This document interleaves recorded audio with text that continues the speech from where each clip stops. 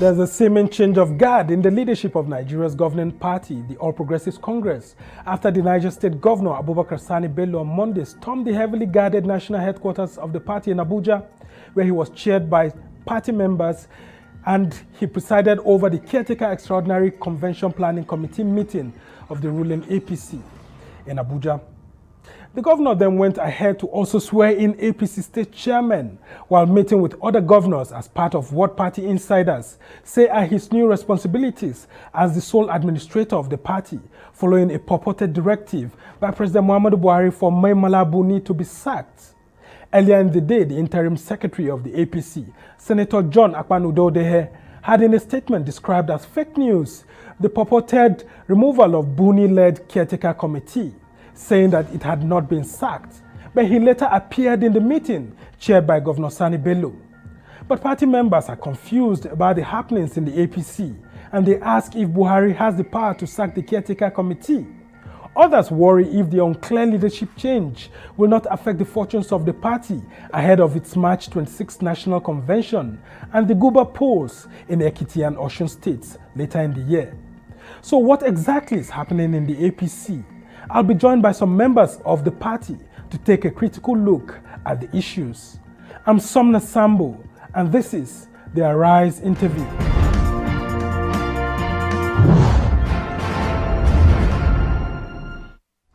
And welcome to the show. Now, the APC Secretariat woke up to a heavy security presence on Monday with barricaded entrances that prevented people from entering into the National Secretariat in Abuja except for key party officers. Governor of Niger State Abubakar Musa Bello, after a meeting with members of the Caretaker Committee, swearing in of state chairman and receiving report from the zoning committee of the party, announced himself as the interim chairman of the APC. Now, with this development, he becomes the sole administrator based on reports that President Muhammadu Buhari had earlier ordered the sacking of the Mai Mala Buni-led Caretaker Extraordinary Convention Planning Committee, despite Senator John Akpan-Udodehe previously describing the information as fake news. Acting chairman of APC and governor of Niger State. Caretaker committee, yes. Acting chairman, caretaker committee. So many things happened today.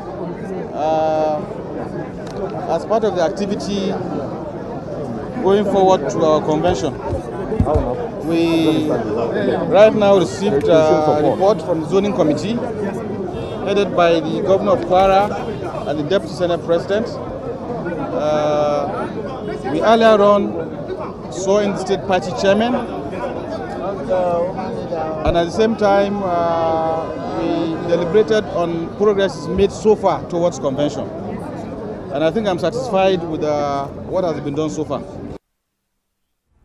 Well, let's now start with Ayo Oyalowo, who is a member of the APC Rebirth Group, and he's joining us to take a critical look at the issues that we have here.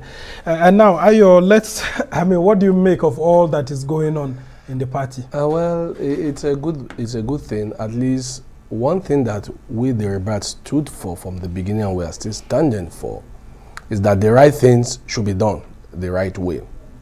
And what I can get from his speech is that he's here strictly to ensure that the convention takes place as at when due, as already planned. So people can say it's confusion or whatever, but for me, I see it as a way forward, as progress, because as it were, we have postponed the convention about 2 times before now. Another postponement will not just spell doom, it will show that we are not serious about what we are doing. So for everybody like me who has been looking forward to seeing this convention take place, we think this is progress and we are happy about it. We sincerely just want to see this convention come and go so that we'll have a proper national working committee in place to help steer the affairs of the party as we move into the election year. Already activities are gearing up towards electioneering. Some candidates are already moving around from place to place trying to garner support for their candidature. So we will not be doing the right thing as a party if all this is going on and we are still in a limbo as to what will happen to the party. So for us, it's a positive development. We don't really care about who is sitting as the head of the interim committee. All we want to see is an organization of the convention so that we'll hand over the party to the correct leadership to help steer the affairs. Emerge from the convention. Exactly. And we'd like to let our viewers know that we made every effort to have the interim national secretary of the party, Senator John Akpan-Udo, to be on the show, and he actually gave us his word that he will be on the show, but unfortunately he's yet to be on the show, and we still await his coming to actually clarify his earlier statement that actually said that Governor Abubakar Sani-Bello interim chairmanship of the party was actually fake news and all of that. And we will be bringing our correspondent who has been taking a critical look at these issues from the APC National Secretariat into the show as we get along. But let's come back to you, Ayo. From one interim leadership to another interim leadership, and we just have a few days to the National Convention of the APC, doesn't it say that there's lack of internal democracy in the APC? Not necessarily. If you've been following what the APC rebirth has been doing, it's a good thing, but it also shows that people in the party didn't do what they ought to do on time. If we've had more of the stakeholders speaking up like they've done in the last 2 weeks, it will have been much more positive. Unfortunately, just the stakeholders, just with the rebirth members and a few other people have been the ones speaking. At least I've been in your studio a few times, I've been in other studios, to speak as to let the APC do what is right, what is decent, and what is just. Unfortunately, we keep having this meandering, this gerrymandering going on around. We will do it in December, okay, we will do it in February 5th, okay, it will be February 26th. It became a joke. So for us, it's not like there is a problem internally in terms of internal democracy. What we noticed was that a few people decided to hijack the party to be able to pursue whatever narrow and selfish interests they had in mind. There's nothing wrong in having interest. Politics is about interest. I'm not going to take that away from anybody. Where it becomes dangerous is when your narrow and private selfish interest begins to have override the collective interest of the entirety of the membership of the party. That is when it becomes a danger.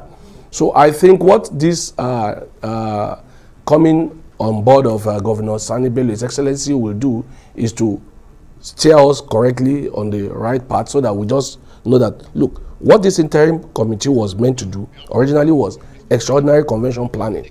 Plan the convention because it wasn't originally the correct time. It was supposed to have been one and a half year before now.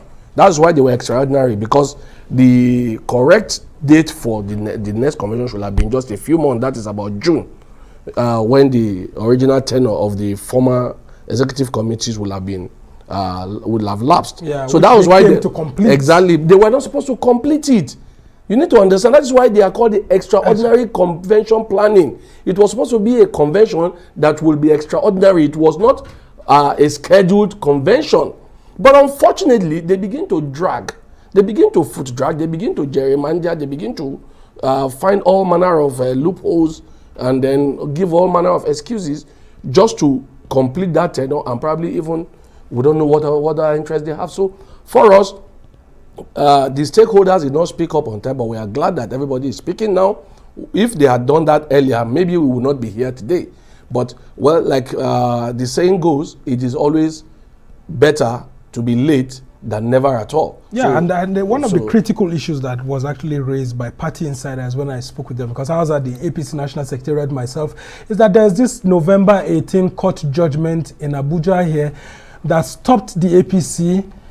This court order actually stopped the APC from conducting its national convention, and the interim party executive never made mention of it, and they didn't make any effort to, to vacate that court order. And when this was made known to President Buhari, they said it's part of the reason why he had to fly in straight from Kenya to here instead of going to London. What do you make of that? That was the story we all had too. You see, the problem we've had in Nigeria is that the court have gotten too involved in political party affairs. You remember our party won a correct election in Zamfara State. And unfortunately, the court decided to get involved and take away the victory. Fortunately, the governor is back to his original party. But the same thing also happened in Bayelsa, where our candidate won a free and fair election. He was already, in fact, he was rehearsing towards being sworn in a few hours. Yeah. A day before then, when the Supreme Court decided to do whatever they want to do. The truth is, the court needs to respect democracy too. Respecting democracy in the sense that there are rules and regulations guiding party affairs. All political parties, proper political parties this time, have a constitution that is alive, living constitution. The way the court imposes things, in fact, it was the court that created this problem for us from the beginning. We had a properly elected or consensusly elected national chairman who has not done any wrong. I can't see what Oshiomhole did wrong initially, when people started going to court and the one high court in one state will bring one, another one in another state will sit on the same. More than 5 different states high court, federal high court, and they all have the same powers. They were just coming with all manner of spurious. So it is a shame that the judiciary has allowed itself to be used in most times to truncate the will and the wishes of the people. Yeah, but an aggrieved member actually went to court, and the court. Who is the aggrievement? What is the person? It was given an interim order for the convention not the to interim order. First. What is the aggrievement of the person? Is he a candidate that was denied a right to contest? Is he a candidate that was removed from contesting? So why didn't the interim party that is one to vacate I'm not defending those ones. I'm not defending that interim executive. I have my issues against them. It is well documented. I've always said they were not honest. I've always said they were selfish. I've said their plan was to destroy the party if they don't get what they want. So I really don't have a defense for them. I think they have been very, very they've been very, I'm trying to be very guided with my word now, but I think they've been very unfair and uncharitable to the party. They were there, brought in to do something for just 6 months. If they had spent their original 6 months and given us the convention, I can bet you Sumner will not be here today.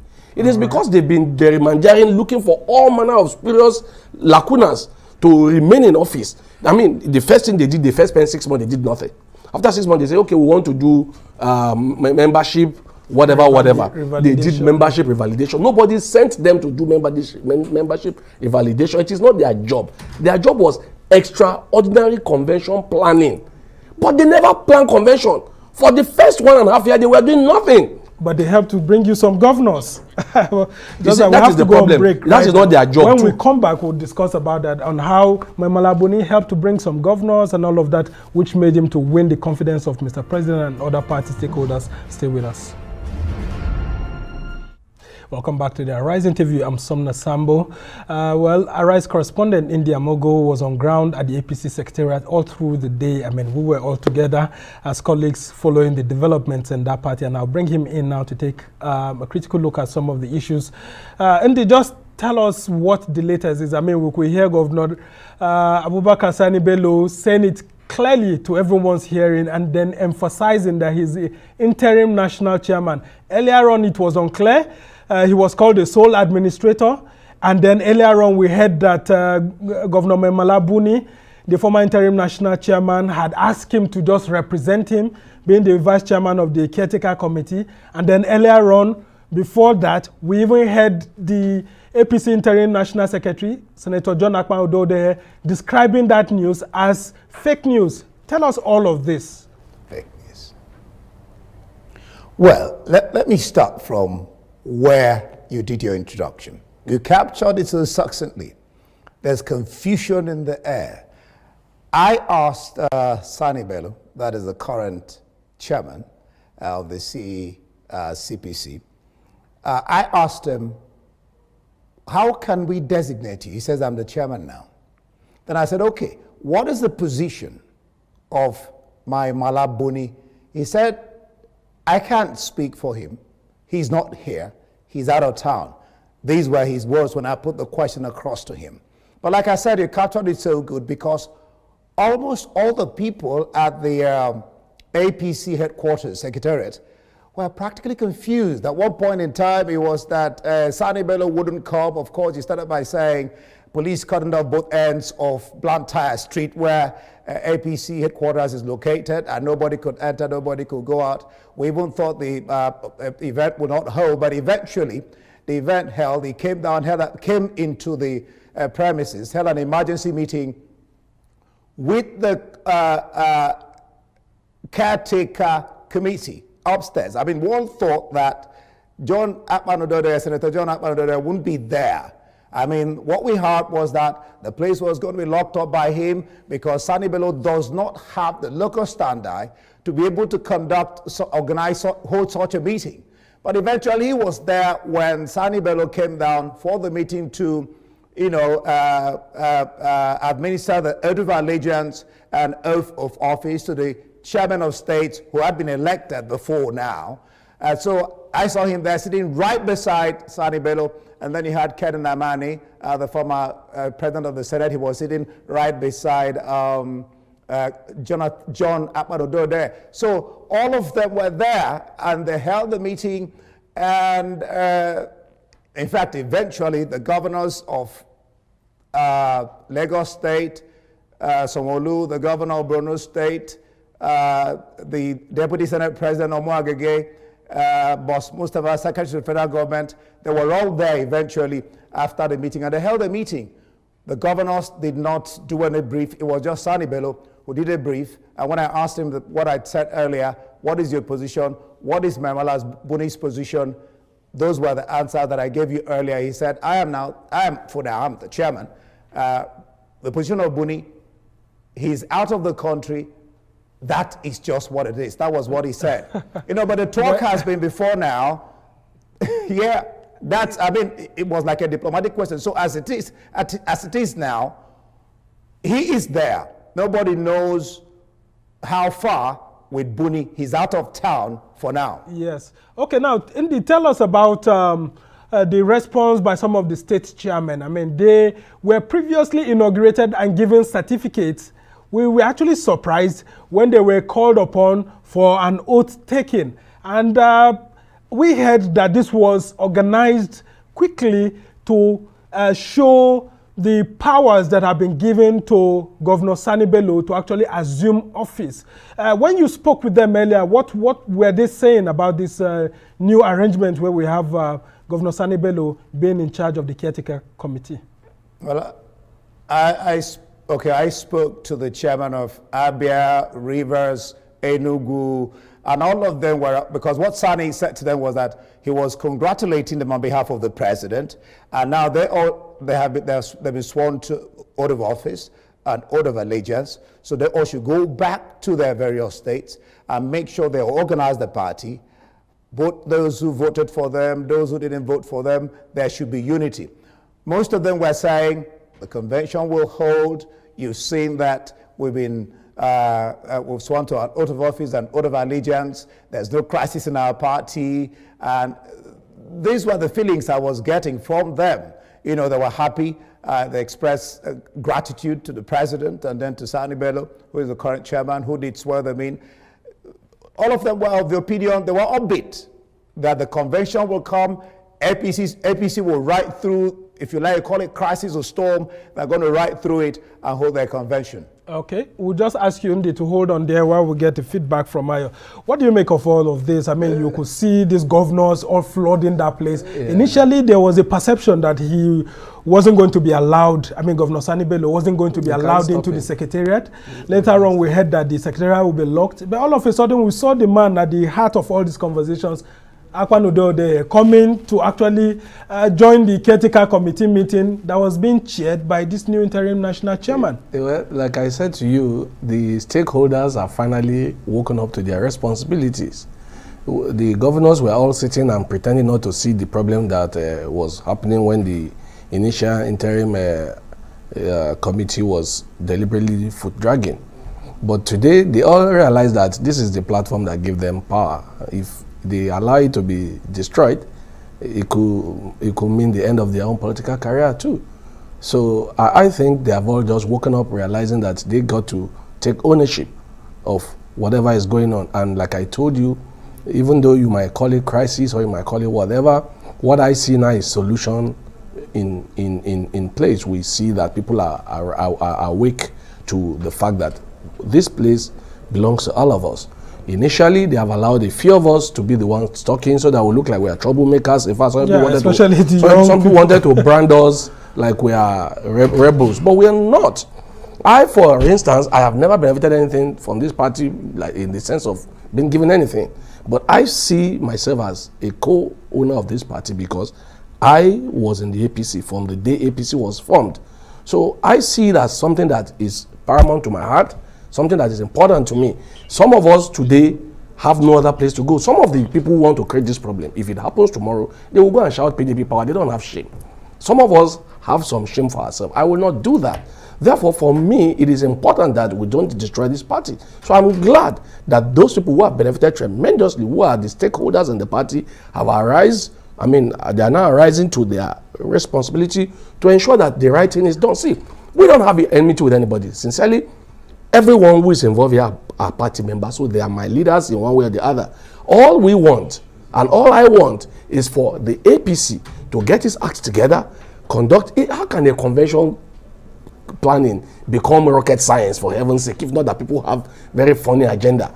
It's not a big deal to organize a convention if you really have the heart to do it. The other party have done their convention within 1 month. They finished it. Why are we making a big deal out of no deal? Why are we making a mountain of a molehill? So for me, it's a welcome development. I honestly don't want to see this as a crisis. I only see it as a way forward. Everybody is taking ownership. We don't want to abandon or abdicate our responsibility to a few people to determine what happens to the rest of us.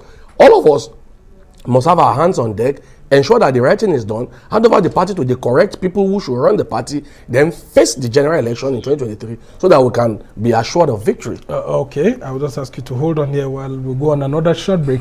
When we come back, we'll still be talking with our correspondent in the Amogo, and I would also like to let you know that we made efforts to get Senator John Akpan Udode to be on the show to talk about what he said earlier on, but he's yet to come, and we still await his arrival actually. We'll go on the short break right away. Stay with us.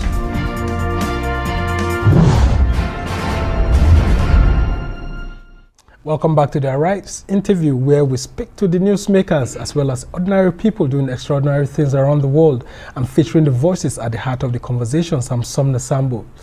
Well, I still have Ayo Oyalowo, who's a member of the APC Rebirth Group and a staunch member of the All Progressives Congress, with me in the studio.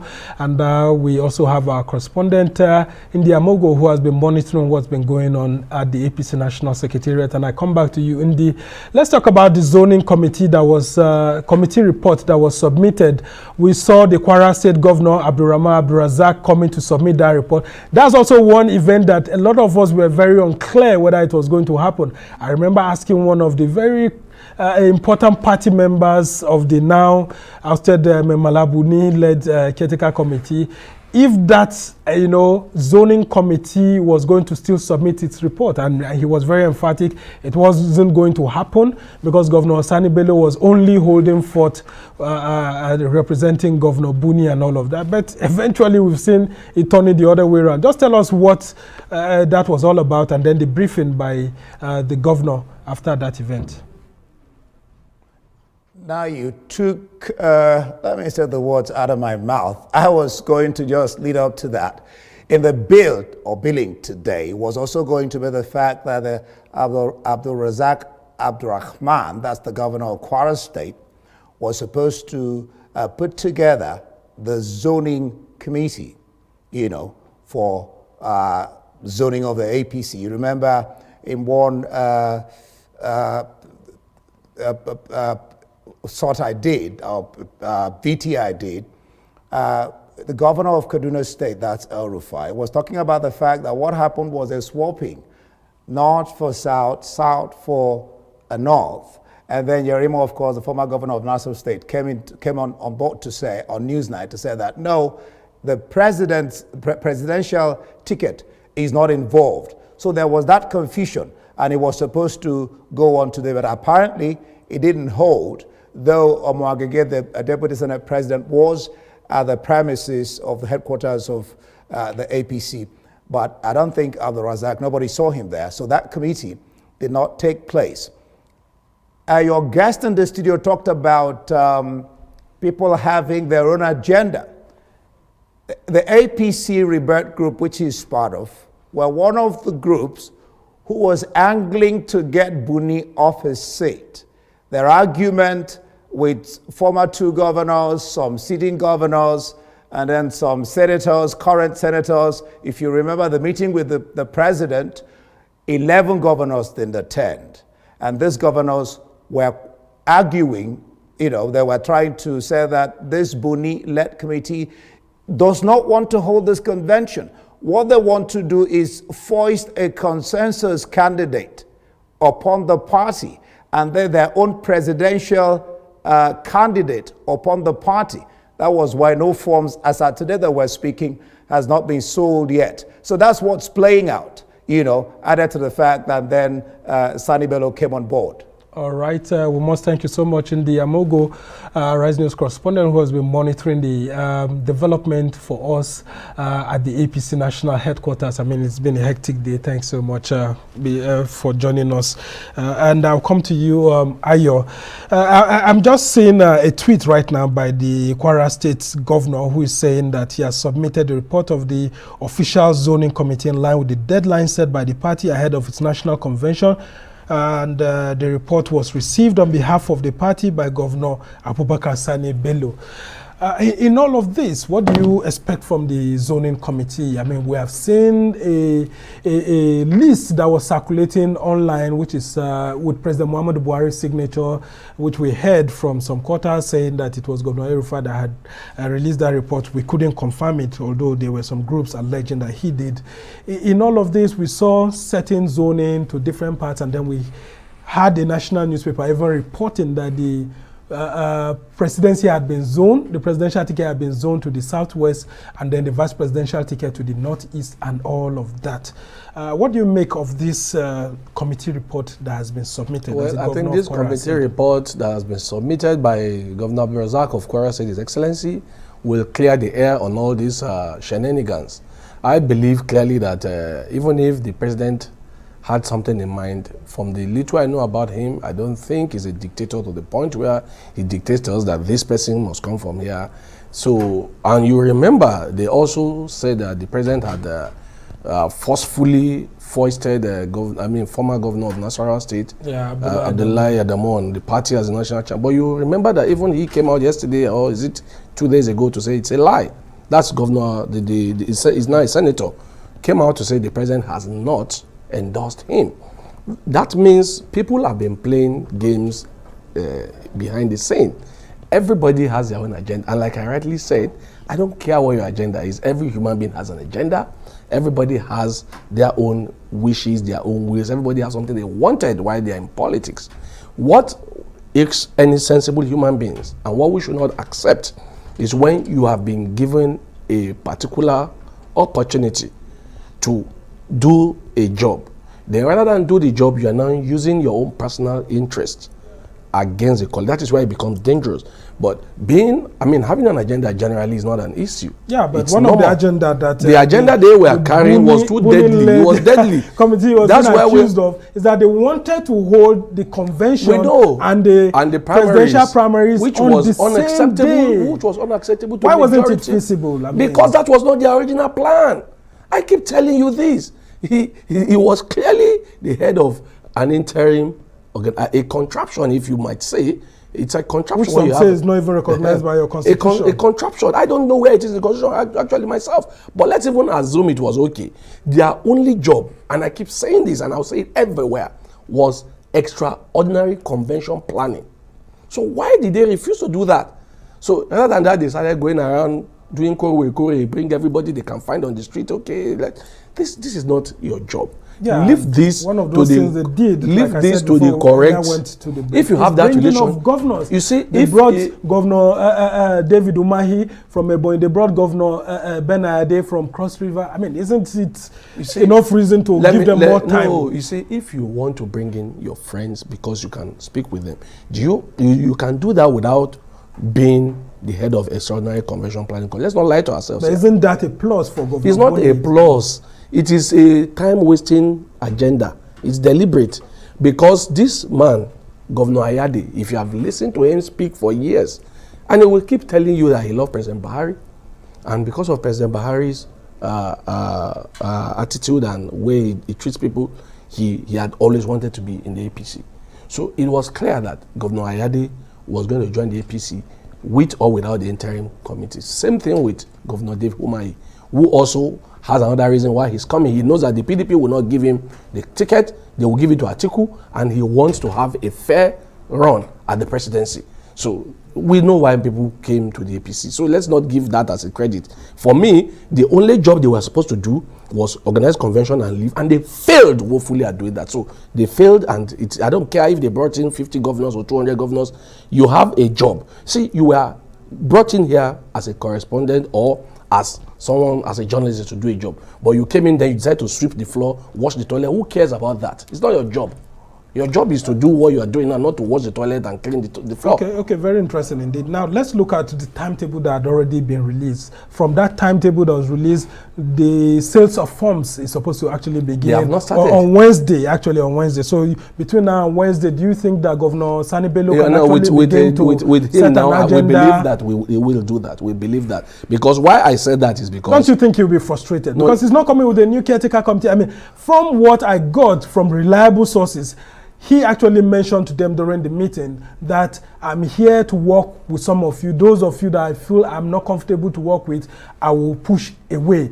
But those few ones that he would still decide to work with, don't you think that they may actually want to scuttle his plans? If he already wants to work with them, he tells you that he knows who he wants to work with.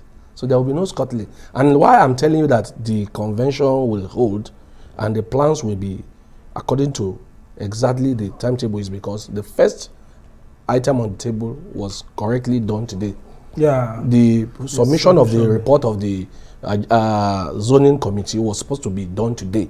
Yeah, so which was zone the specific offices to be contested. So I'm sure it will be made public so that committee. Everybody that wants to buy a form now knows that within my zone, this is what I can contest for. Now, this is part of the problem that this caretaker committee created for us. Some people have campaigned for over 2 years now, or almost 2 years, for a particular office, only to discover that probably at the last minute they will not be allowed to because it will not come to their zone. Now, this is where we have been shouting that they are not serious. They don't want to give up. If they want to give up, everybody by now should know that for my area, this is the offices that are available, and if I'm qualified for it, I will go for it. But you let people campaign blindly, only for them to now be so thrown away in the... buying forms every night. It's unfortunate. To buy forms it's unfortunate. But luckily, by Wednesday, people will know where, I'm sure between now and tomorrow, we will know where the offices have been zoned to, and then everybody will have an interest in running for a particular office in the party or the other will know, okay, if I'm qualified for this or I can move on to do this. So I think those are some of the problems that they created. It shouldn't be coming this late. We should have known this long before, at least 3-4 months before you bring this, so that people don't just campaign. Somebody who have been campaigning for national chairman suddenly realize that his zone is not. Yes, I mean, like former Governor Sheriff of Borno exactly. State has been exactly, and there's somebody, Sonny Moda, who wants to come in from the northeast. Those are people who have been campaigning for national chairmanship. Maybe now they will realize that it is not coming to their zone. And why did you make them go through the pains and the hectic campaign schedule that they've gone through? And then campaign expenses also. Well, that's another okay, problem. Now let's talk about the agenda that Governor Sani-Bello can have within this short period of time between now and March 26. What sort of agenda would you and your group and others in the APC want to set for him? The only agenda we are setting for him is to follow the timetable that has been released. He came in, he gave us his word that he's here to do what the party has agreed to do, which is the timetable we have on ground. So I'm going to be appealing to him as a decent man, as a man that fears God, as a honest Muslim, to make sure that he follows what his religious teaches, to be sincere, to be honest, and deal with us in sincerity, and which is follow the timetable as it has been written, and let there be no any hanky-panky as we've had in the past. It's as simple as that. There's no other agenda. But the agenda is follow the timetable. and like he rightly also said today, which you just confirmed now, if anybody is not pulling their weight along with you, cut them off. Are you thinking that he'll be afraid of people like Senator? Does that man look like someone who fears anybody? And what can anybody do to him?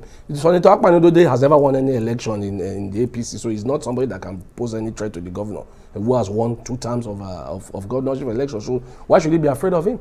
Oh, very interesting. Now let's come back to the issue of President Buhari actually giving this directive. If indeed he gave it, because we haven't seen anyone coming outright to talk about that directive. We'll just talk about it briefly before we go on break.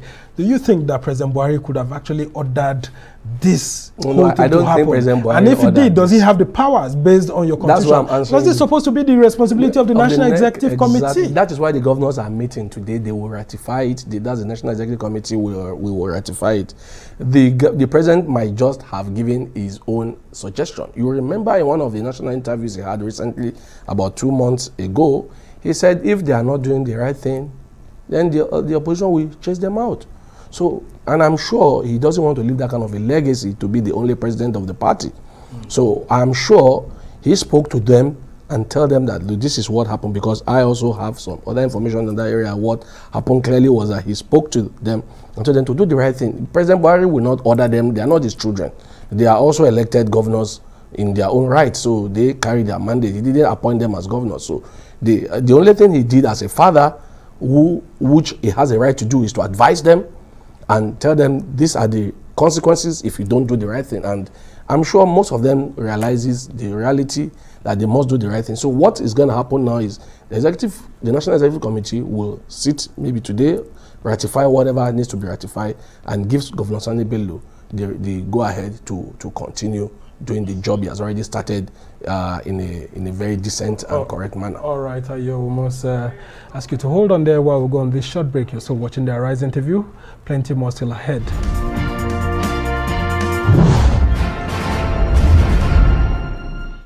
Welcome back to the Arise interview. I'm Sumner Sambo, and we've been taking a critical look at the issues surrounding Nigeria's governing All Progressives Congress, which has had a leadership change from one interim leadership to another interim leadership.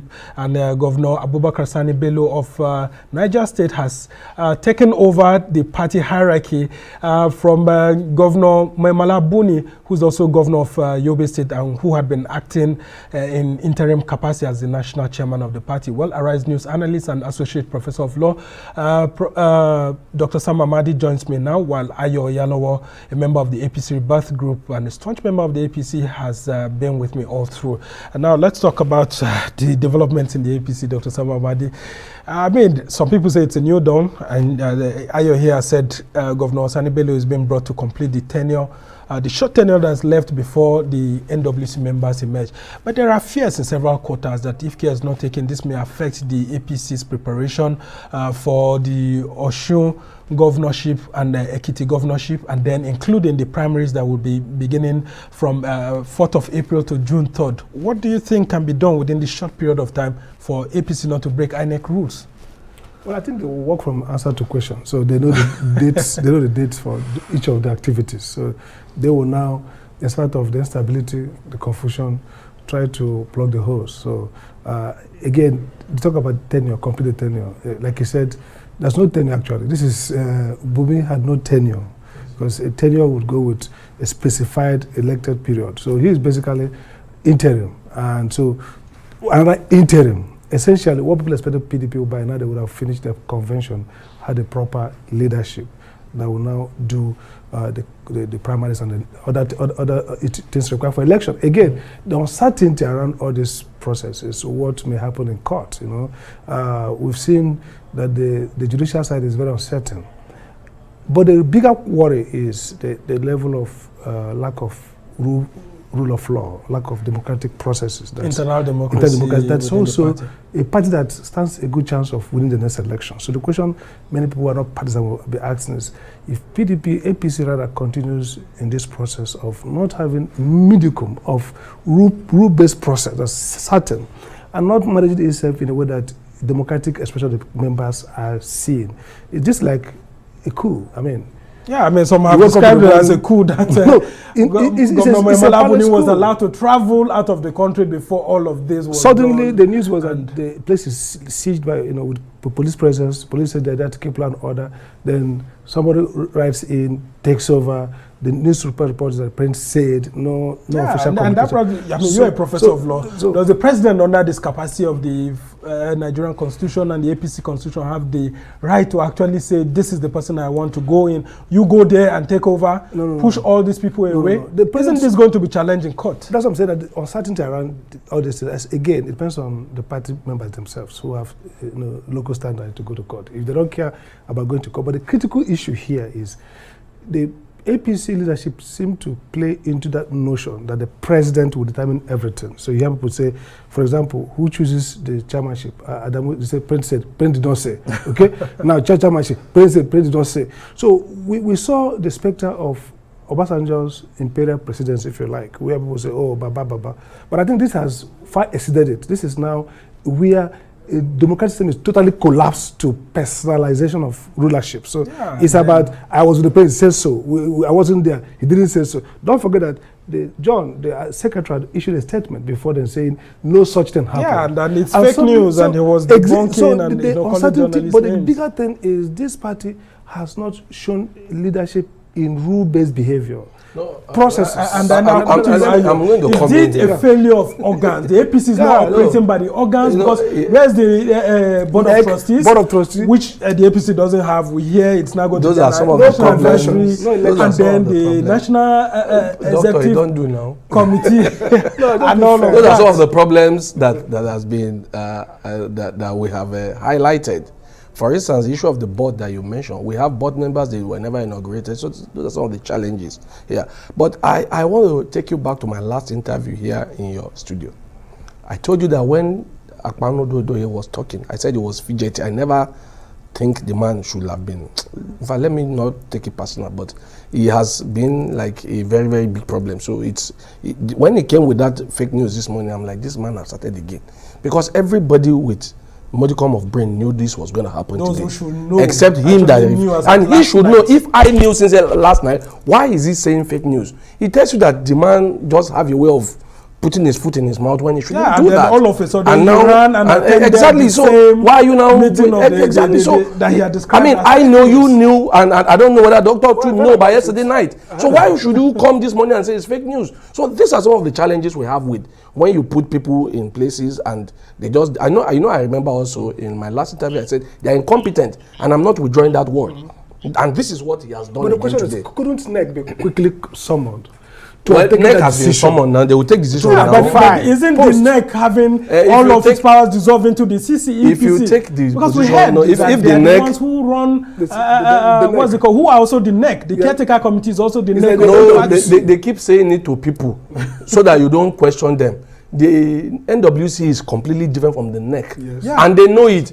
But in order to continue to perpetuate themselves in power, because some of us have raised this question that the NEC actually gave you 6 month extension after your first 6 months. Who gave you the remaining extension that you've been living on? But we heard that it's President Buhari, because we were expecting the NEC to convene and give them extension. But we heard that President Buhari gave the order for Maso Rock. So we keep hearing this President Buhari, and my colleague Ali Oyalowo was here with you last week. He said something about people dropping Buhari's name. Yeah, name dropping. It is all name dropping. Everybody just want to use his name. Like you said about Obasanjo too. People because these men have this larger than life attribute to them, probably for whatever they have achieved in life. People have a way of dropping their names to get by. Even when they have not said it. You see the argument that came with Adamu said, President said Adamu, President did not say Adamu. But finally Adamu now came out himself. He kept where he was enjoying the show.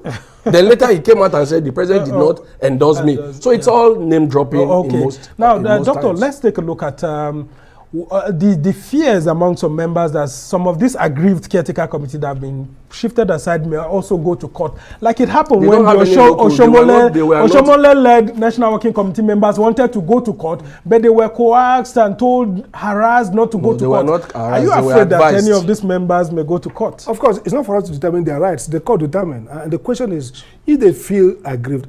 By the way, the APC struggle for power, 2023, has shaped the confusion in the electoral process. Look at what's going on now. People have gone to court to get an order stopping the president, the speaker, the senate president from altering the constitution, the electoral act. The electoral act. So the politics around APC's who will get the ticket. But the people that went to court are not APC. No, I'm saying the people who went to court are PDP, Exactly. ostensibly. But the question is that they are saying that the court should stop this August because, don't forget that during the process of electoral reform, President says we don't want this direct primaries, either it's from Benjamin himself or from Lawal, the speaker, or from the Villa.